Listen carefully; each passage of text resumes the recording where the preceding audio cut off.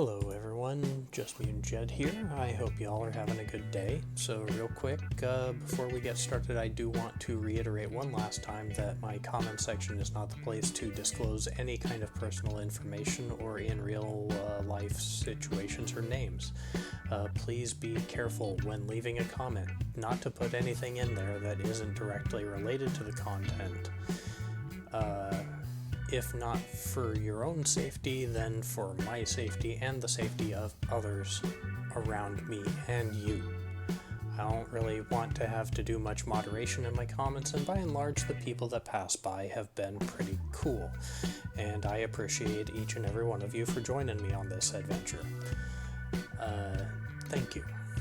So you are going to see some continuity dips and jumps and stuff like that because I have decided to film this thing in multiple small segments. So I'm not going to be mentioning a tea of the day. But yeah, I'm doing my best. As with last time, I do want to thank Dan D for his suggestion. I'm sorry it took me so long, and thank you for planting the seeds for this idea. Today I'm going to show my method for constructing a chainmail pouch bottom.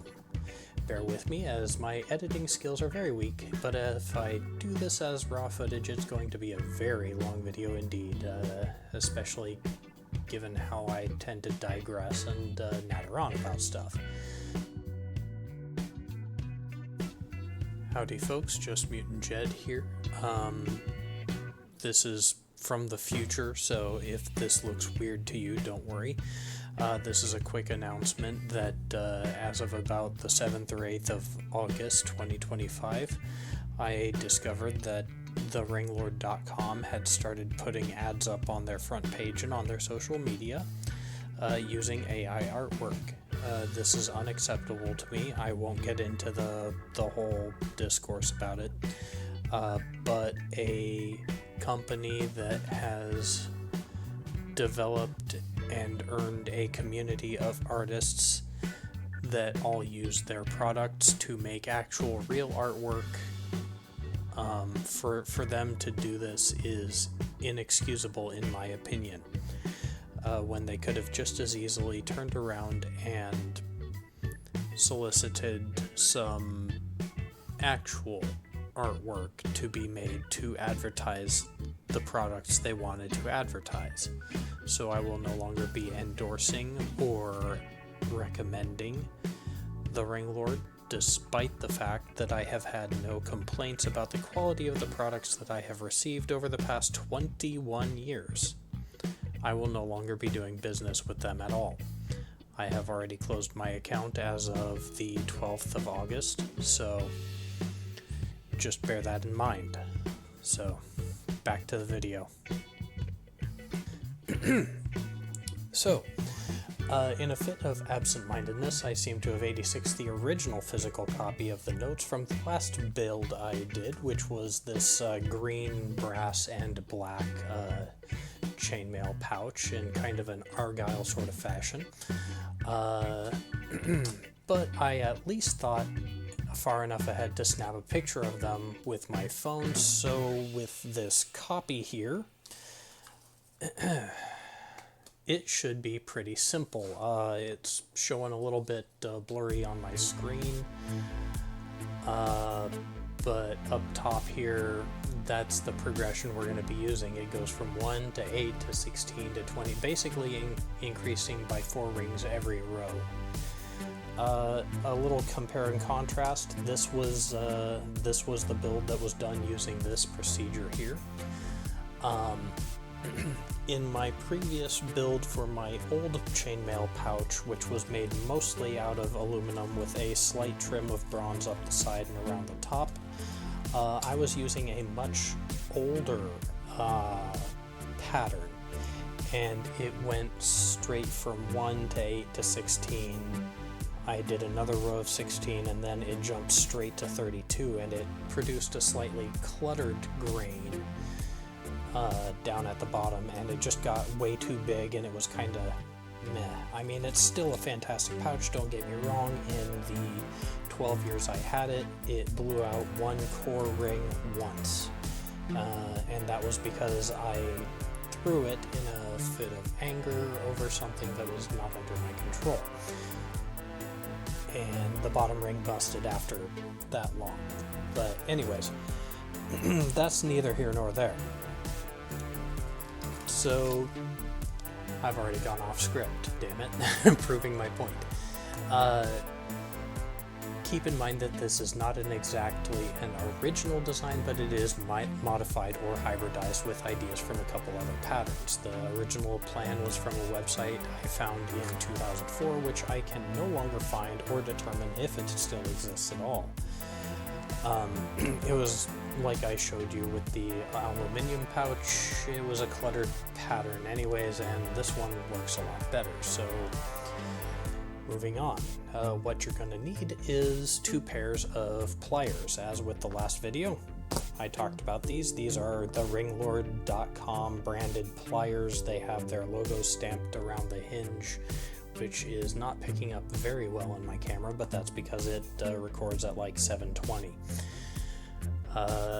These will work. They will produce a lot of saddle-shaped rings because they are arguably not the ring pliers for the job, but they're what I've got.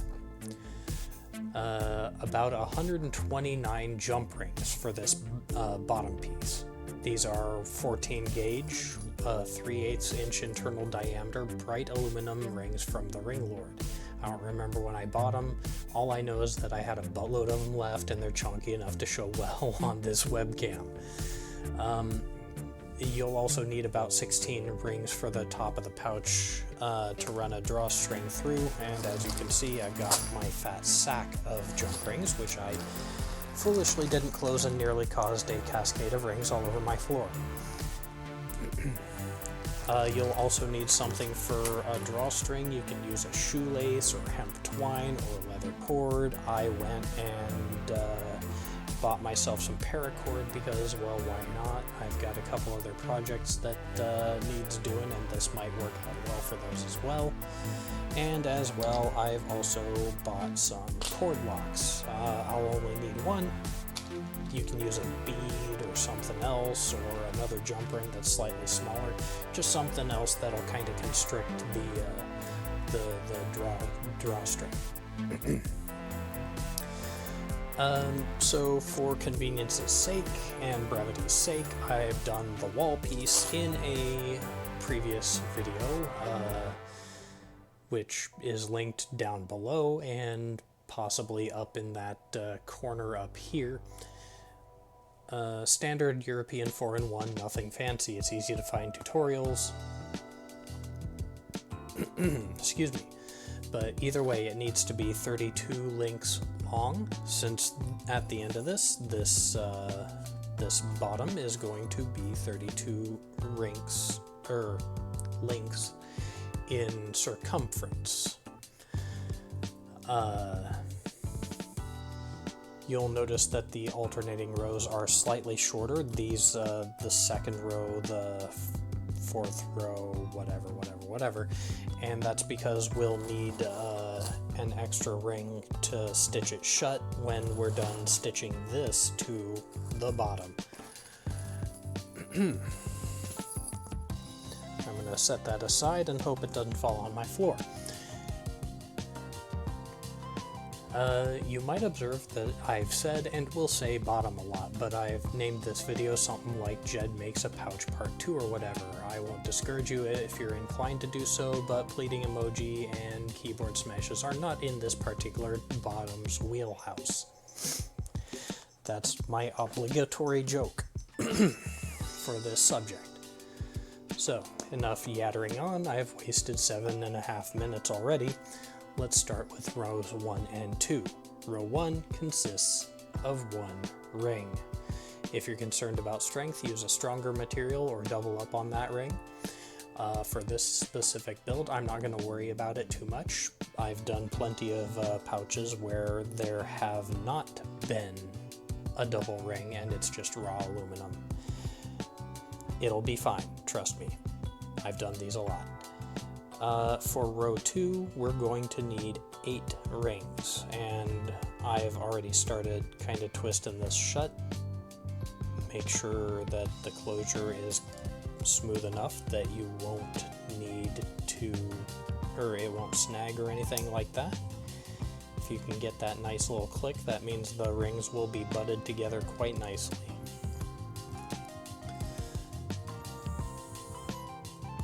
So just twisting that shut. Okay.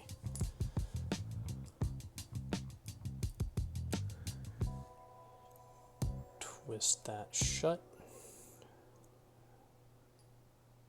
Okay.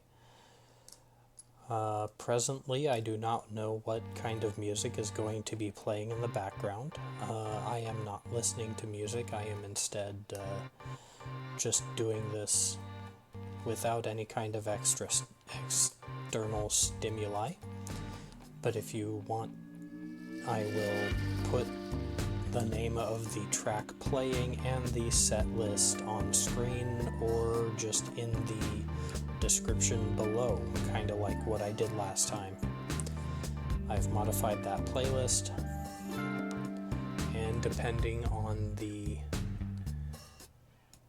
oops, I twisted that too far, and depending on the situation and how well I can get around that editing software, I believe I've downloaded KDN Live to work with. Depending on how well I can get along with that, I might have something on screen, a now playing banner or whatever. So we're going to twist the center ring shut, and we're just going to grab these guys and thread them on. No need for science or anything fancy. It's going to stack together just fine. We'll be fine. I'm fine. How are you? Boring conversation anyway.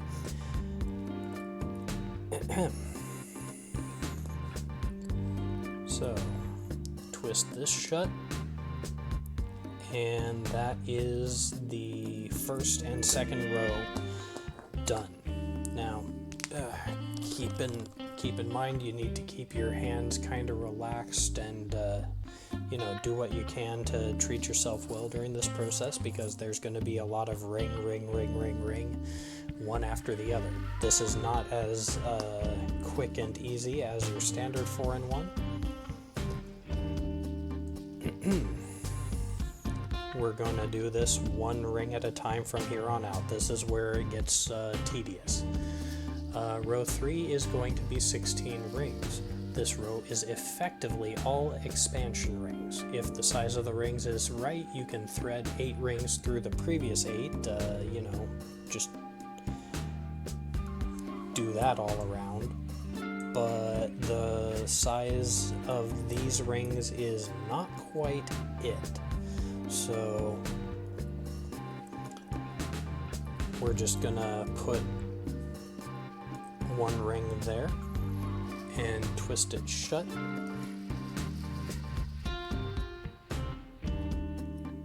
Make sure it's nice enough to pass muster.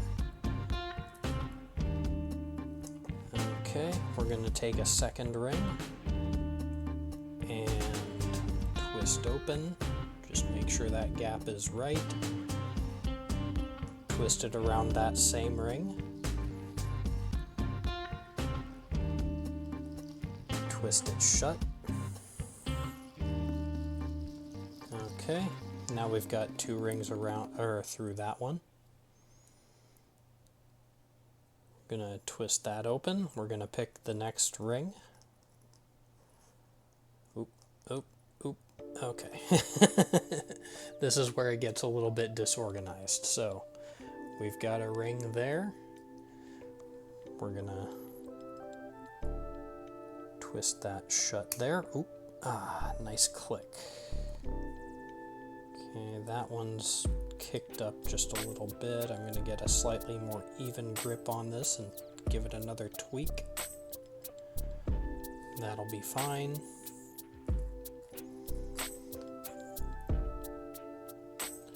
We're going to take another one, twist it open just a bit, just enough to slide through a 14 gauge ring.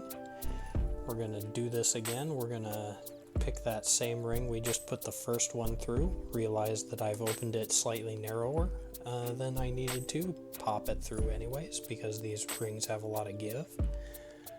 We're going to grab on with both our pliers, twist.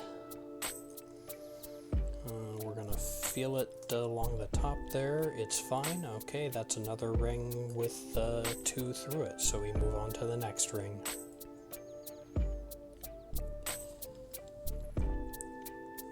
Okay, slip it through.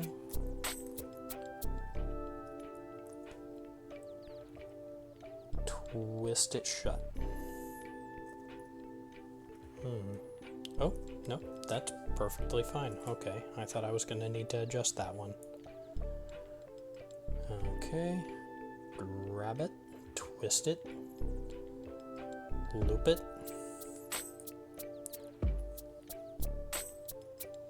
and close it. Oh, that's kicked up, I can tell from this angle.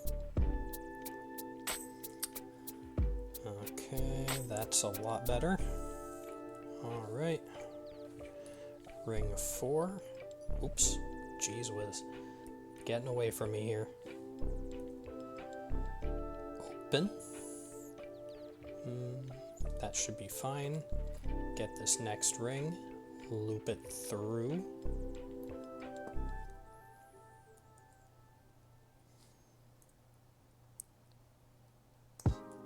Close it.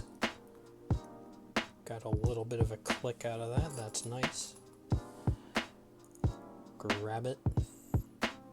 Twist it.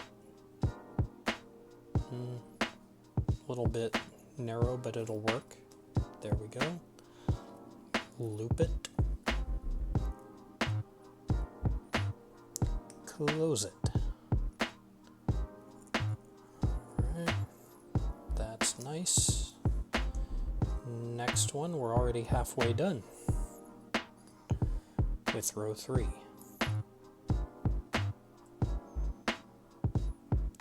Open. We're gonna, I realize that my hand is kind of in the way here. We're gonna loop it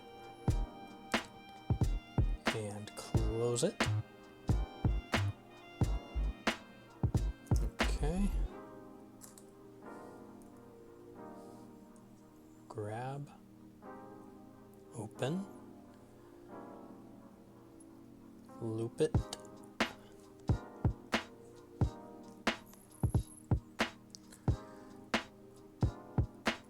close it. Check for jaggies. There's a little bit of a jaggy on that one. There we go. Okay. Twist open. Okay.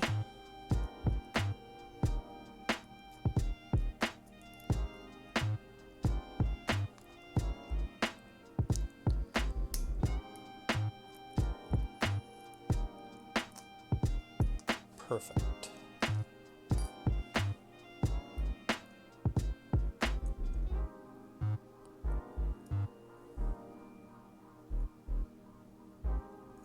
Alright, the second one.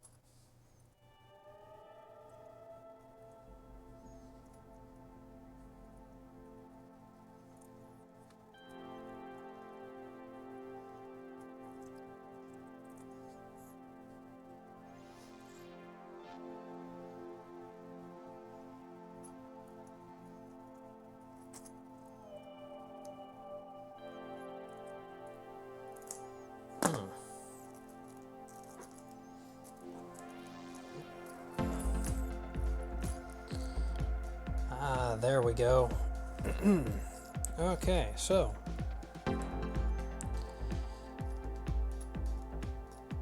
it's at this point that maybe if you're doing an inlaid pattern, the direction where these rings kind of tilt might determine how you execute the rest of your pattern.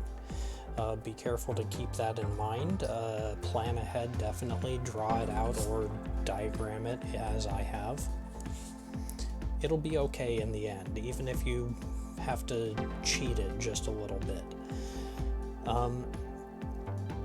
Either way it goes, at the end of this, you'll these rings will start to pull kind of tighter, and that'll be fine. And we're going to move on to row 4. Row 4 is going to have 20 rings. This row 3 has 16 rings because there are 2 rings through each of these 8. Now, starting as of, or after this row rather, you'll want to avoid placing expansion rings through expansion rings in previous rows. You'll see what I mean in just a bit, but it could compromise the design a bit and create gaps that stuff could fall through. Since this is a pouch, it's going to be holding stuff. One presumes dice, maybe coins, either way.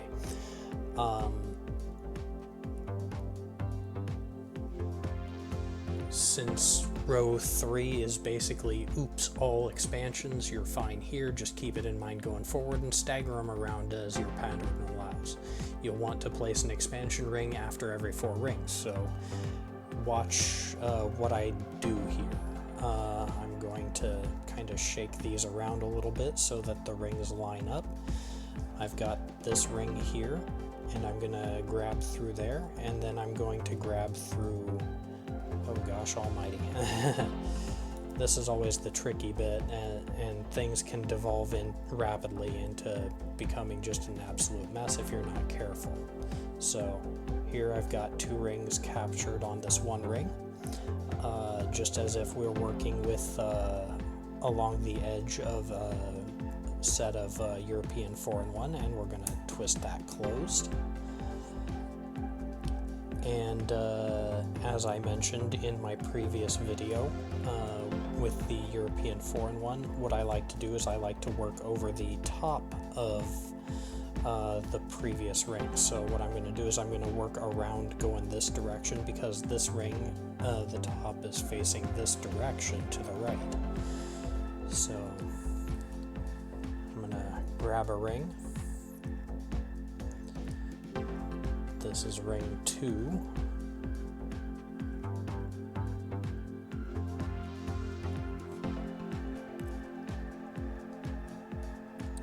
going to close that up.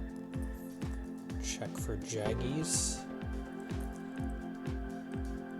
And this pattern will start to kind of normalize itself after a minute here. Just after a few rings.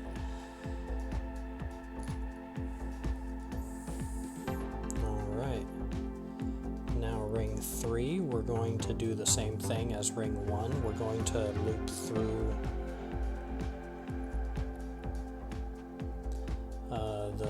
the 2 rings on the edge of either of our expansions. Kind of close that gap up, and then we're going to close it as normal.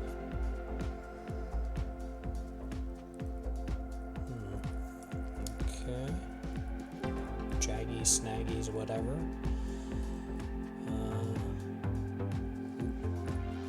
Okay. The pattern's kind of wobbling just a little bit. That's fine. We'll be all right. Just take your time. Pay attention to what you're doing. All right, got that one open. We're going to capture these 2 rings here. Kind of fiddle with that one to set it up for the next. We're going to loop it through, make sure those 2 rings are the only rings we have captured.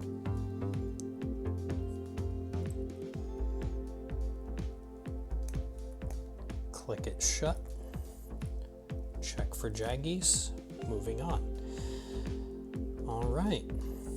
Now, here we have 4 rings. What we want to think about is, do we want to put an expansion ring here or not? Either way, it doesn't really matter at this stage, so I'm going to go ahead and do it. And what we're going to do is we're going to loop one open, and we're just going to place it on this loop here, just through the 1. And that's going to create an extra ring so that we have expanded effectively the number of rings in this row. Okay, now we're going to do the same thing we did earlier on, and we're going to close the gap between these two expansion rings here, and that'll keep us going. So we're gonna do this real quick up to the next expansion ring. 1.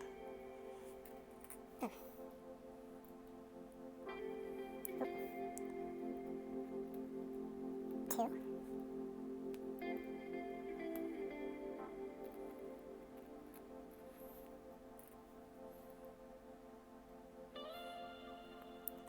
3. Don't worry if things start to kind of tighten up and act a little bit wonky, that's fine. That's 3.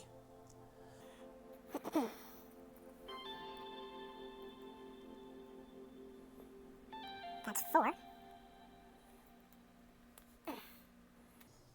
Okay, and now we want to place another expansion ring. So we're going to look for a ring that hasn't already threaded itself through 3 others.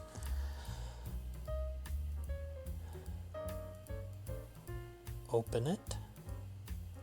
We're going to thread it just through the 1 single ring here, so it doesn't tighten up the previous row anymore. That's the whole purpose of these.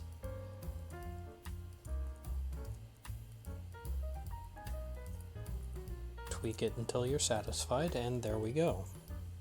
That makes ring number 10. Now we're going to do this again.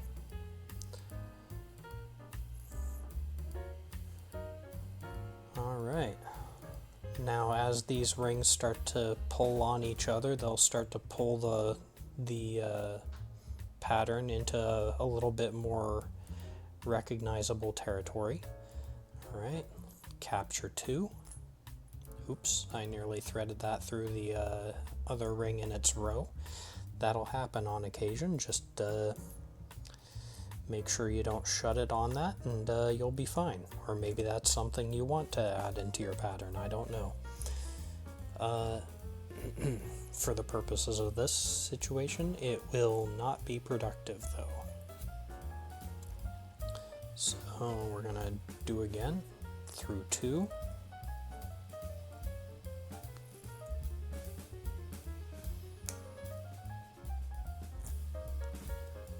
Alright.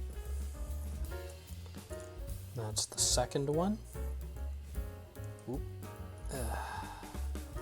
Occasionally you'll encounter these little frustrations where things start to bunch up a bit. You just gotta be patient and kind of fiddle with it until it looks right. Maybe set down your pliers. Make sure everything's kind of laying in the correct direction here, so I am satisfied. We can take a closer look if you want.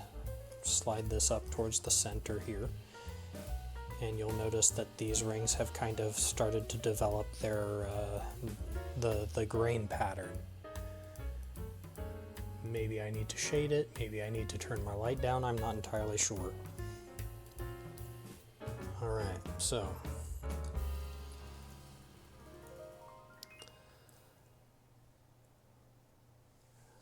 ring 3, we're going to capture this ring here and that ring there.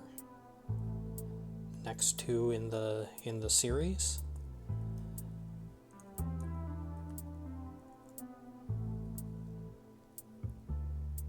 Twist it shut. check for snags, and continue. Alright.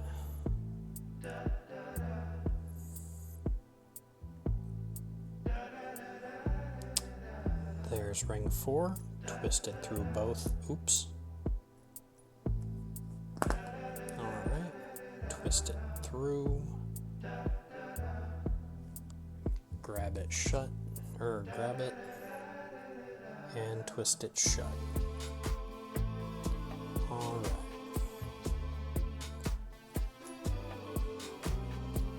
Now, it's time for another expansion ring, so we're going to grab another solitary ring. We're going to twist it open. We're going to thread it only through the one ring we need down here. Let's see. 1, 2, 3, 4. Okay, yeah. Sometimes it helps to double check yourself and count. Take your time. Make sure you got this. I'm sure you got it, but you know, never hurts to double check.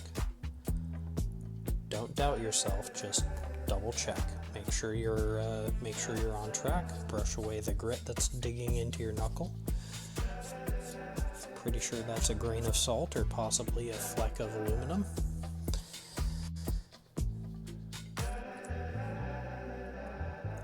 Alright, and then we're going to continue. Grab 2 rings. Make sure they're the correct 2 rings.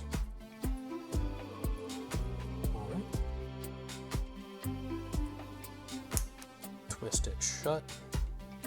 Nice click. No snaggies.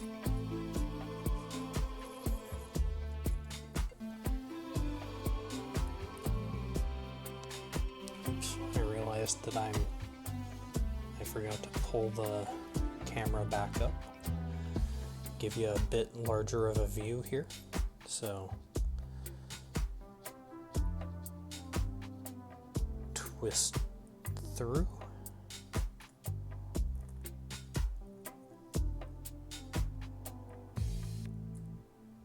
Twist shut. Nice.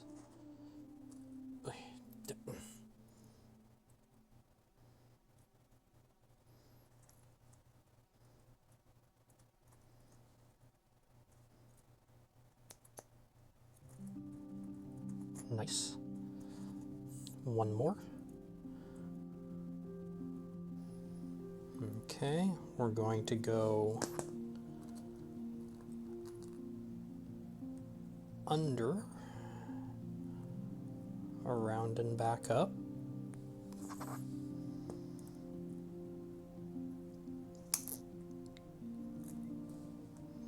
Nice click. And one more expansion ring goes here because 1, 2, 3, 4, yep. That right there is where an expansion ring ought to go. So we're gonna be careful to pop this in the correct spot. This should go right here through this ring.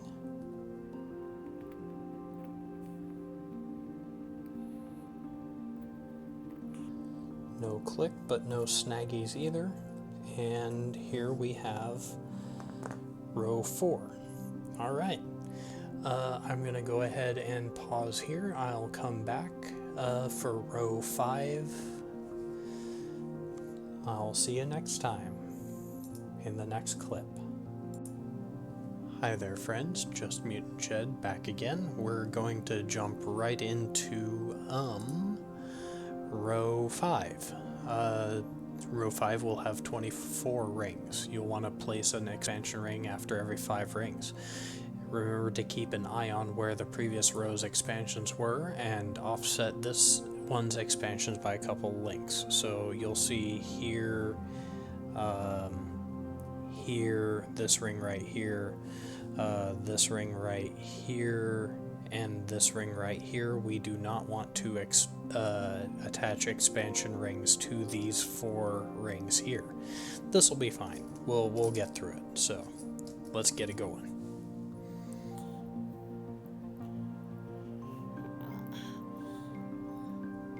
And as before, what I'll be doing is I'll be working over the top of the previously placed rings. So that one will go over that one. And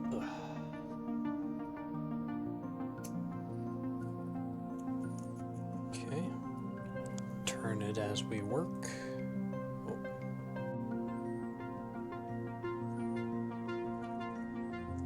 There we go.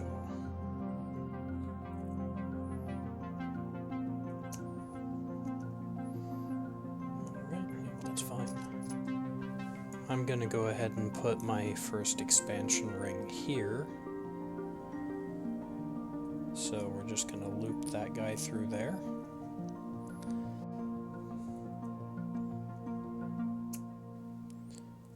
Getting some nice clicks here, so okay, now back to the regularly scheduled program. Oh, right. You'll notice that this pattern will be a little bit on the tight side as you go along. That's fine. I haven't noticed a problem with this type of pattern since I've adopted this sort of procedure.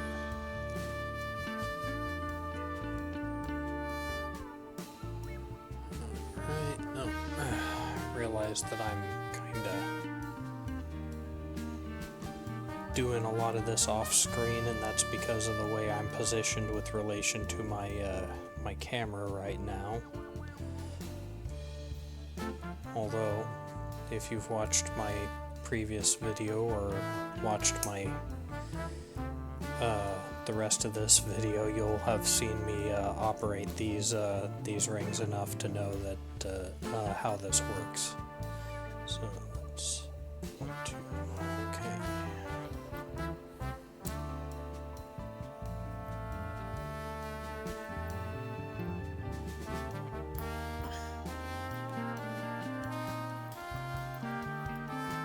Oops. Wow, that one got a lot of friends there.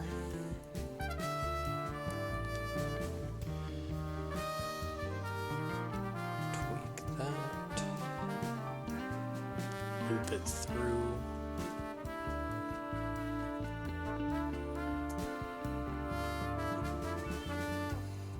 Okay, so that's 1, 2, 3, 4. I kind of screwed up. I've gone and lost my place. That's fine. We'll make it through. Don't worry about it.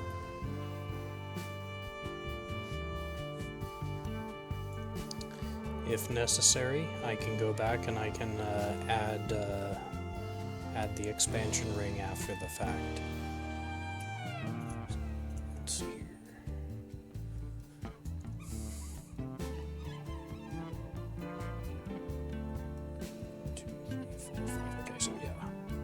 This is where we're going to add our second expansion, right through there.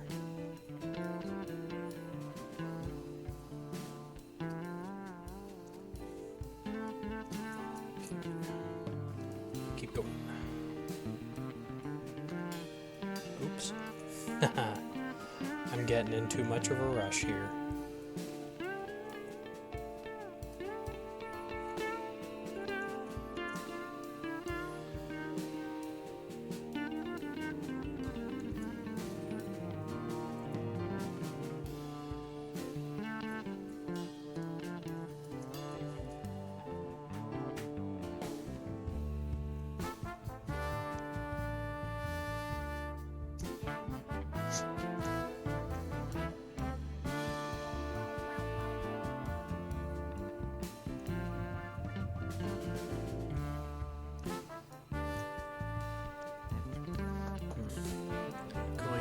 Adjust my camera downwards a bit because we are nowhere near where I think we should be in relation to the camera, so you're not getting a good view of what's going on here.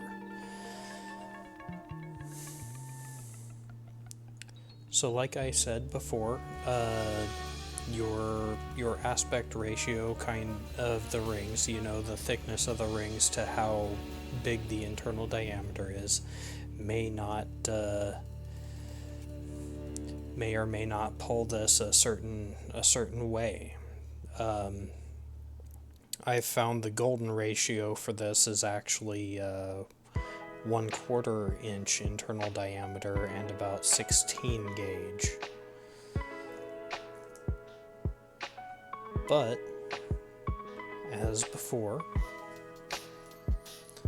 I do recommend that you use what you've got, use what you can afford, and I'm sure it'll turn out fine. So that's 1, 2, 3, 4, 5, so that's the third expansion ring right here.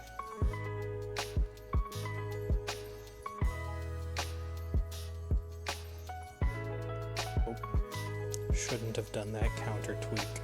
Oh well.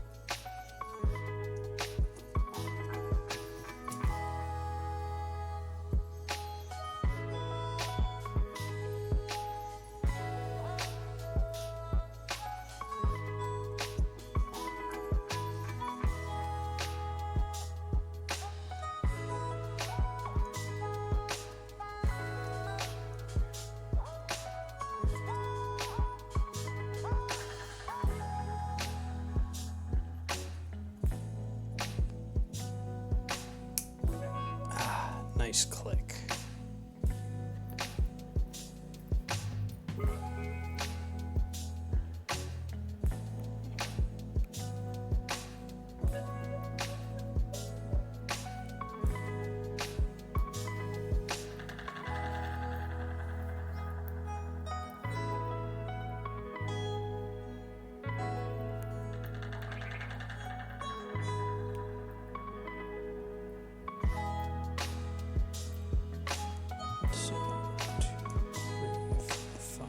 Alright, this is expansion ring number 4.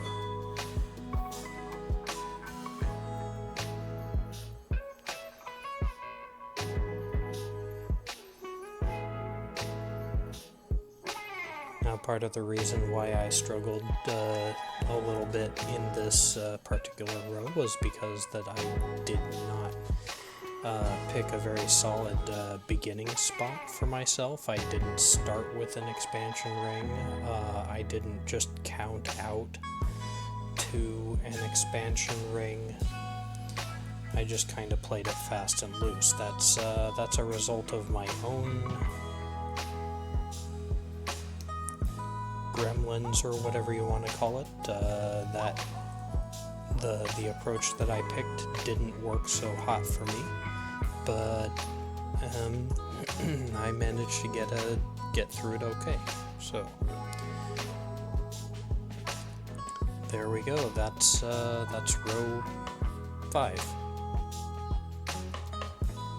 and we're gonna loop that through and tie this row off.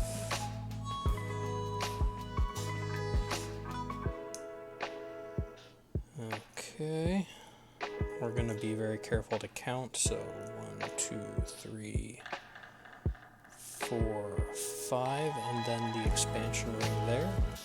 So this is looking a little bit weird, and the pattern's pulling a bit tight, but that'll be fine. It's fine. So we're going to pick a point about halfway along again. Between expansion rings, and we're going to lead off with an expansion ring instead, because that counts a little bit easier for me. So we're going to put that expansion ring right in between the two. That there's one, there's the other. So we're going to start at the center. If you have an inlay pattern that needs to grow from this point, you might do better to account for that. As with this argyle pattern here. It suited the pattern better that I used the expansion rings all within the green diamonds that I inlaid in the pattern, but you don't have to. So now, row 6 will have 28 rings. There will be an expansion ring after every 6th ring, so we're counting to 6 this time, alright? So this is 1. Okay.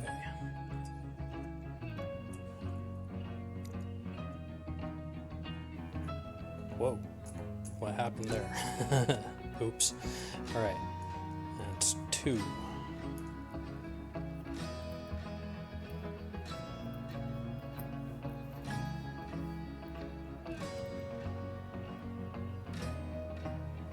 That's 3.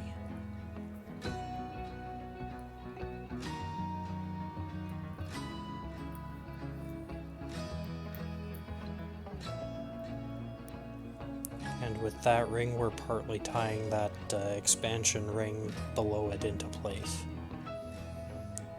Alright, here we go, 4. A little bit of a click there.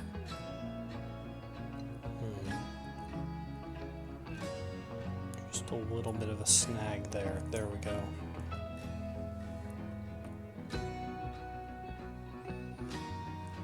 Alright. Here goes ring 5.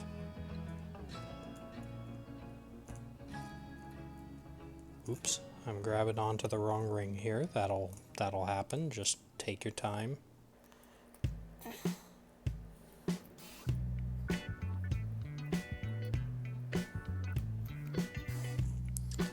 Alright, 1, 2, 3, 4, 5, one more.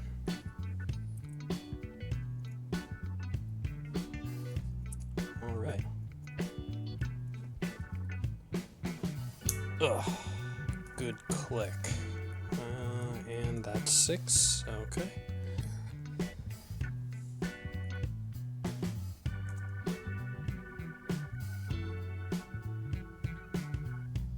So, time for expansion ring number 2, because we've already got 1 there.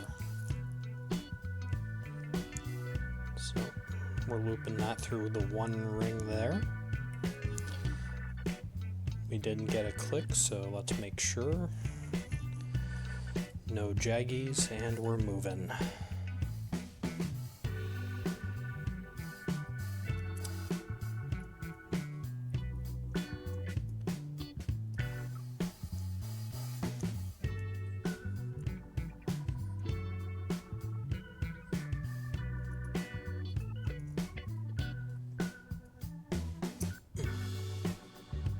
Click.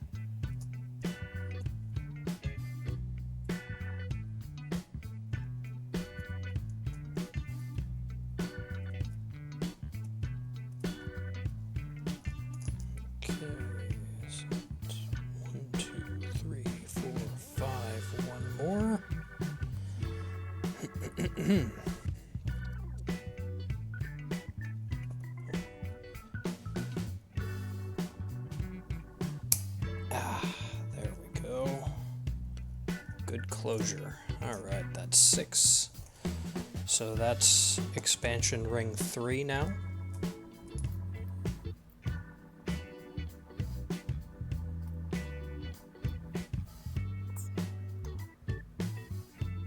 Okay, just double checking my work. It always helps to double check your work. Right.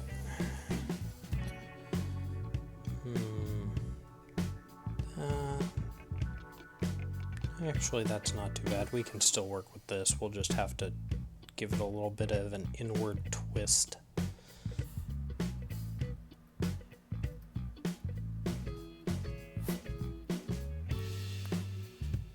There we go. Nice.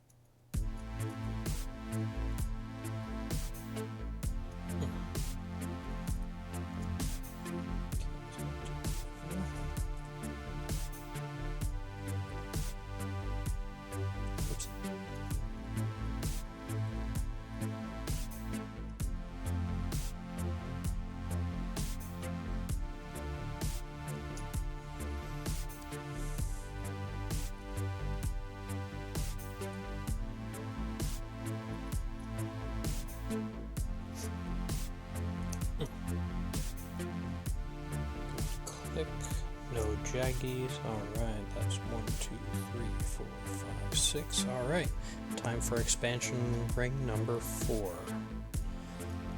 This is the last expansion ring of the row. So we're just going to loop it through this one.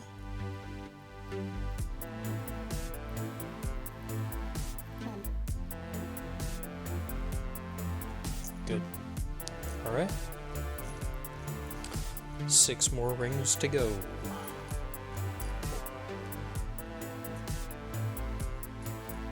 There we go.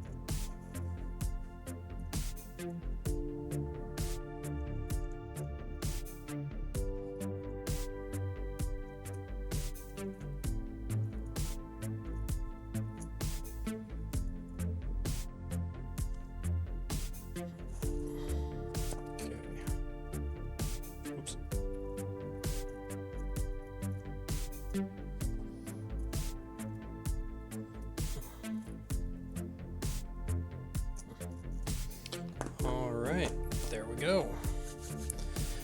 So, that is row 6. I'm pretty sure. Yes, row 6. The next row is row 7. Row 7 will have 32 rings. I'm gonna get up, stretch, grab a cup of water because it's late and I am an old man into my 40s. So I'm gonna take a break and I'll see you on the next clip. Alrighty, so as I said previously, this is row 7, the final row. This will have 32 rings, which I've gone and set up here, so I don't have to dig around in a disorganized pile of rings right now. Remember to place an expansion link after every 7th ring. So yeah, let's get started. So I'm going to start with the first expansion ring, and we're gonna tilt this just off to the side, and we're gonna put this one just a couple of rings off to the right of the the previous row's expansion ring. So alright, we're on our way.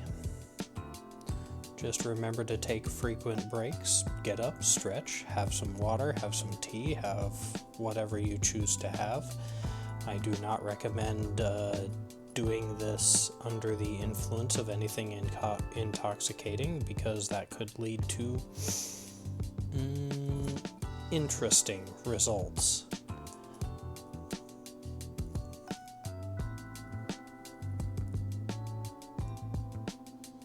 And remember, if you've got to go get up and go someplace, don't worry, your stuff should still be there, unless you have cats, in which case, well, some of your rings might get up and go someplace.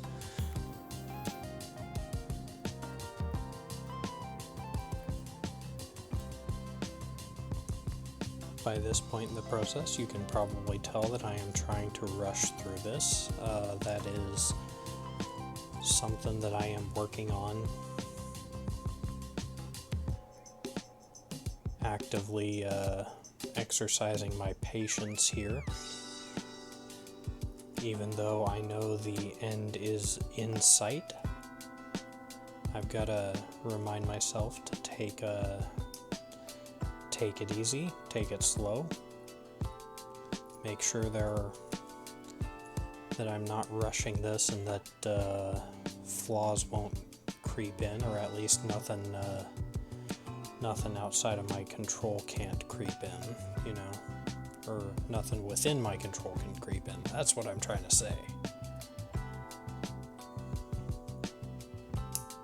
Okay, got a good click on that one, although there is just a little bit of snaggly. Okay, that's better.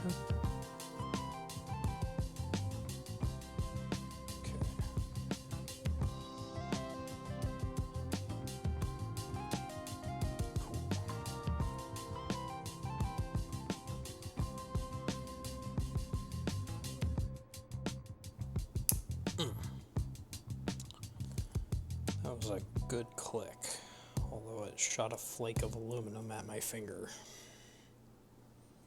That's fine, it'll happen. Alright, and that is the first expansion. Saw movement on my screen, not entirely sure whether that was something on Discord or Steam. I shouldn't have either application open while I'm doing this, but I am living dangerously tonight.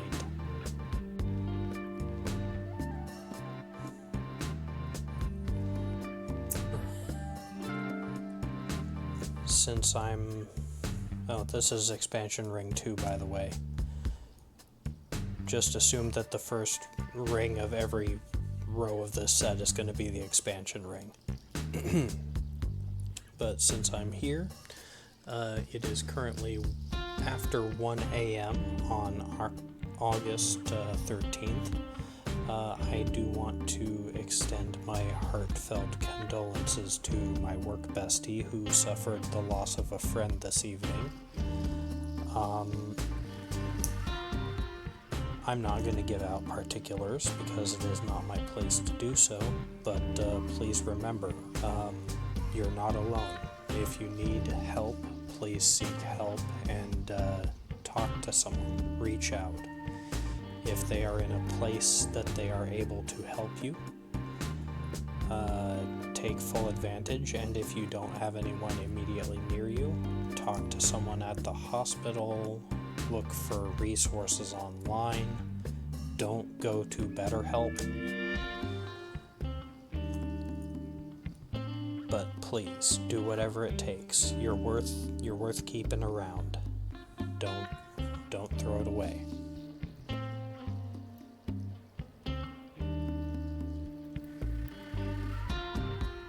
I'm fortunate enough to have friends and family who help me with what's going on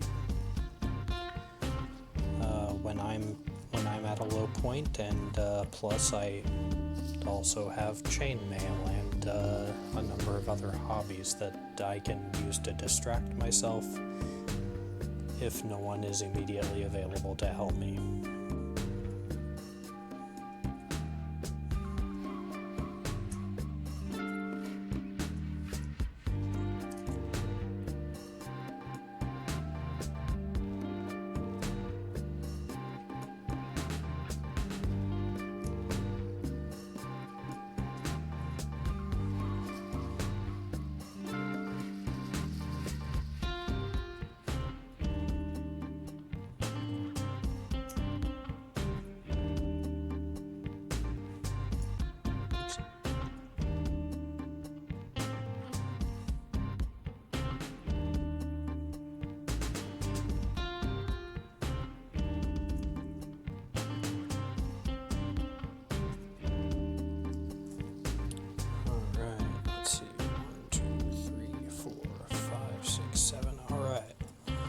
Even though I've got this laid out, it always helps to just double check where you're at. I've said that a lot, I'll continue saying that a lot, because it always helps to double check where you're at. There's always time to make sure you're doing something correctly.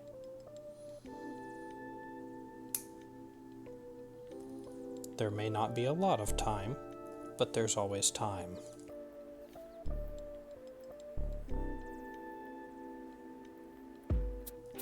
In this case, there's plenty.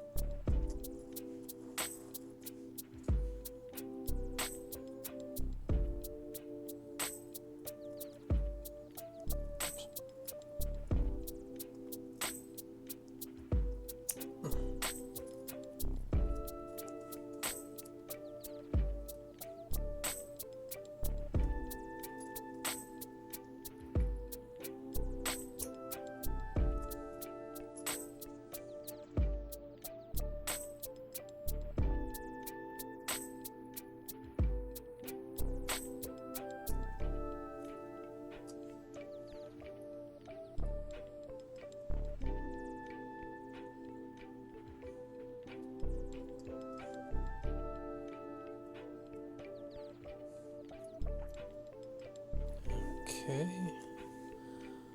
1, 2, 3, 4, 5, 6, 7. All right. This is expansion ring number 4.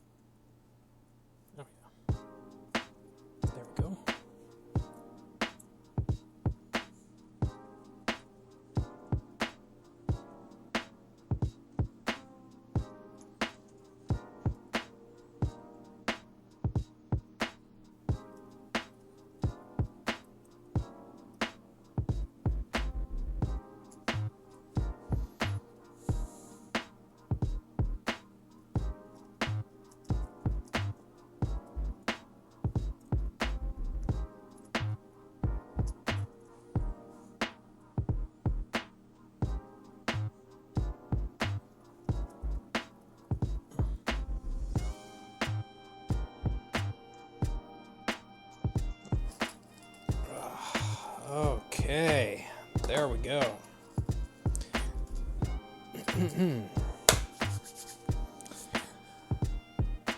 So that right there is the bottom of our chainmail pouch. I'm going to go ahead and end this video here because raw footage wise this is already pushing well over an hour. I don't know how it's going to edit down, but yeah, I want to say thank you again to Dan D. I will be back with hopefully a shorter episode, a third video in this playlist where I attach the bottom to the side, which is over there somewhere. Oh man, I am so horribly disorganized. Anyways, yeah, thank you again to Dan D for giving me the idea for this video. Thank you to all the communities that I have been nattering on in and have pestered about this project non-stop. Without y'all's support or at least indulgence, this would have never happened. Yeah. And of course, thanks go to my family as well, because without them I wouldn't be here. On that note, thank you again for joining me. This has been Just Mutant Jed, and I will see you in the next one. Take care.